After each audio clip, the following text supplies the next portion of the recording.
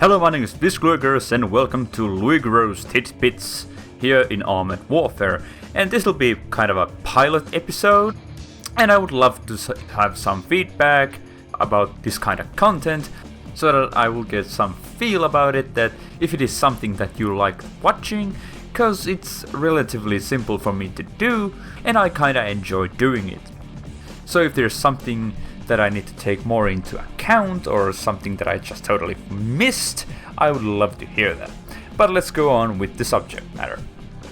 Now, the new developer's diary is discussing about the reward changes they are planning to implement in the patch 0.13, which is something that I have for a longest of times felt that needs to be put in the game, and they are finally testing it out.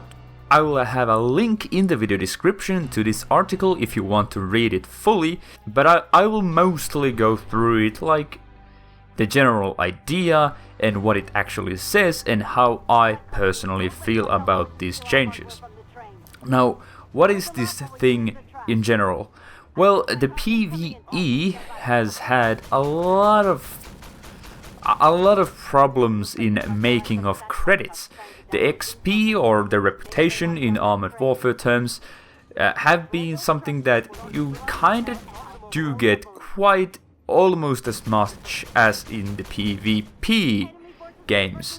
So that hasn't been a problem, but the credits income has been quite much. The amount of how much you gain credits in a PvE game has been quite drastically lower than in what you get in a PvP game, which have resulted in a lot of players, me including, that I have a ton of tanks unlocked, but I can't afford them. At the current moment, I have unlocked, with the reputations I have earned, quite a lot of new tanks, and the tanks that I do have, I can't afford any of their upgrades. So I'm kind of forced to grind PvP in order to gain credits, even though I would like to play PvE. Well, I can grind out those credits in PvE, but it's double the effort. So it's a lot faster and easier to grind it in PvP, which is something that not all people want to do. Now, this next patch is trying to fix this problem. Now, the first thing that they're implementing is the fact that the developers think that the PvE should work a little bit more like the PvP. Now, as you might probably know, the PvE currently does not have any expenses. If you win a match, if you lose a match, you don't have to pay anything to repair your vehicle, you don't have to pay for the ammunition, there's no cost at all. But if you use consumable items, those will cost at the end of the game. Now, they are changing that in the new patch. You will have what is called so-called insurance cost. They don't mention in this article how much the insurance cost is going to be, but what it technically means is that it will be a flat out fee, like let's say 5,000 credits. I go into a match and there will be minus 5,000 credits just for participating in that game. But they won't include any kind of vehicle repair or ammunition refill cost. So it'll be just a flat out fee to engage in a game. But they also said that even if you die without doing anything, there is no chance that you will do a loss game. You cannot lose money in a game except if you use consumables. Then you can technically lose money, but unless you won't use any consumables and you die outright, you cannot lose money. which is something that is very, very appreciated. Because that will reduce a lot of AFK players and people who just bomb rush and die, because they will get penalized for that because of this insurance cost.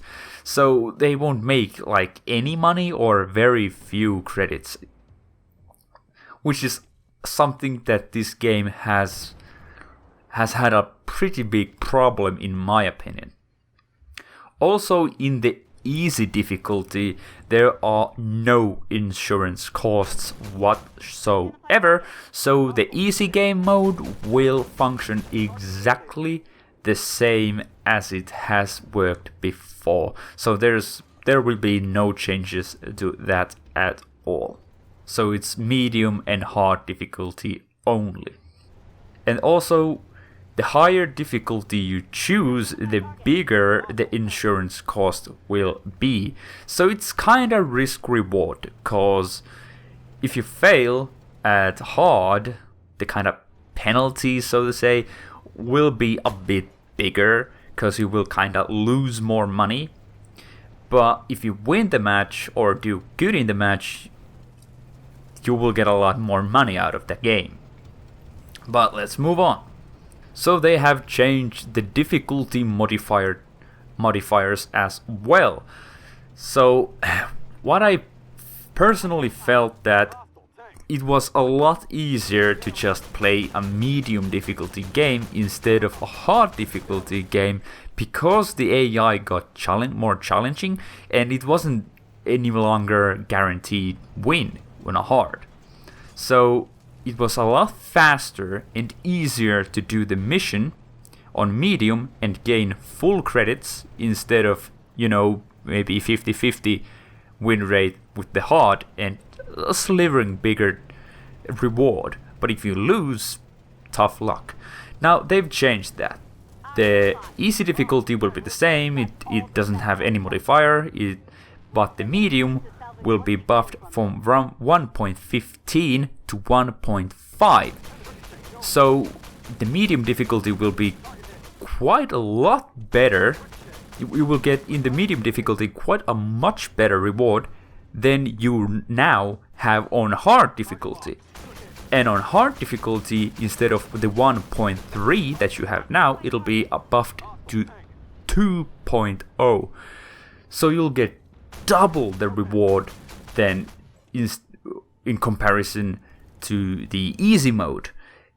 And I think that is just phenomenal, because I personally felt like that there's no reason to play on hard outside of, getting a challenge for yourself. But now there's like an actual reason to go and play hard. And it doesn't end there. The match tier modifiers have also been tweaked around, but not as drastically as the difficulty modifiers. So from tier 4 onward, they have increased the factors. Not a lot. At tier 4, it's from 2.1 to 2.2, so it's just a slivering more, but it gets gradually higher with the tiers, which is, I think, lovely, because I really felt like, why should I grind out in a tier 7 vehicle when I get almost the same money in tier 4, and the tier 4 matches are generally a little bit easier. So they are really tweaking that out, and it kinda makes sense to drive in your big tanks and gain big credits for your huge upgrade costs. And finally, they have changed the rewards that are granted in the missions themselves. Now, previously, the basis of the XP and credits earned was pretty much on you completing the mission, and not so much on actually participating and doing the secondaries and so forth. Now it's more evenly matched, so even if you lose on a long game, it doesn't affect so much. So even if you don't do the main objective, but you do everything else, you will still get quite a bunch of credits and experience, which is something that I like, because it felt a bit harsh that you did 15,000 damage and 10,000 spotting damage, but you then fail the main objective, and it's like, oh, here's 20,000 credits for you. Better luck next time. So that'll be changed, and I think that is really extremely good thing to have. So in general, this patch will increase drastically how much credits you will be earning in a single match, bringing it more up to par with the PvP content, and I think that is fantastic. Now, if I understood correctly, the PvP will be still a little bit better way to grind credits and XP rather than the PvE mode, but I think that's more acceptable because you're facing, actual players instead of the AI, which can be a little bit brain dead at times. And it actually gives some challenge. Now, these improvements are under testing in the Russian servers. There's no mention that when we will be getting these changes when these changes are going to go live for all of us, but I personally feel like this is something incredible that will actually have a big change. Now, I personally didn't do a video about the camouflage patterns and stuff like that, and they are a huge thing, and I really love them, and I really like the way they have implemented it so that you do not have to throw money at your screen to have it permanently. But honestly, it's not a game-changing thing. You can have a classy looking vehicle and small margin of buff to your camo rating, but actually gaining an advantage in every single game, getting higher credit income, is something else. You'll be getting faster new vehicles, and you can actually afford those ridiculously expensive modules that will bring you problems on tier 6 and onward. Cause let's face it, when you got a couple of million credits and you're not too far from unlocking a new whole vehicle, but you kinda wanna upgrade your armor on your, let's say, main battle tank or something, but it costs 1,000,000 credits. It's like, but I would kinda wanna check that new vehicle. Now you will be able to get those credits faster, so it's more viable to get those upgrades and new vehicles a lot faster, and it just makes the game more enjoyable. Cause I honestly felt that it's it's kind of, the grind is a part of the game, but I have unlocked all these vehicles. It's no fun to have have a bunch of vehicles unlocked and then just grind money with your premium tanks, grind money with your non-premium tanks, and day after day after day after day, and then you get one tank, and then it takes a day after day after day to upgrade that tank, not because you don't have XP for that tank, because you don't have credits for that tank. Now, so this, and even with premium account, I feel like it has been a really big chore. Unless you have played exclusively PvP, this hasn't been so big of a problem for those kind of players. But for me, I enjoy a lot more the PvE side of the game, so this has been quite a big problem for me personally. So I absolutely love the fact that this will be introduced, this will be pretty much fixed, or at least heavily addressed in the next patch. So I hope you have found this video to be useful to you. I would love to hear some feedback about it. If you liked it, thumbs up. If you if you thought this was a waste of your time and you would rather read it on the site yourself, you can always put the dislike. But I would love to hear your thoughts about it, because this was a pilot episode and it's a new thing for me.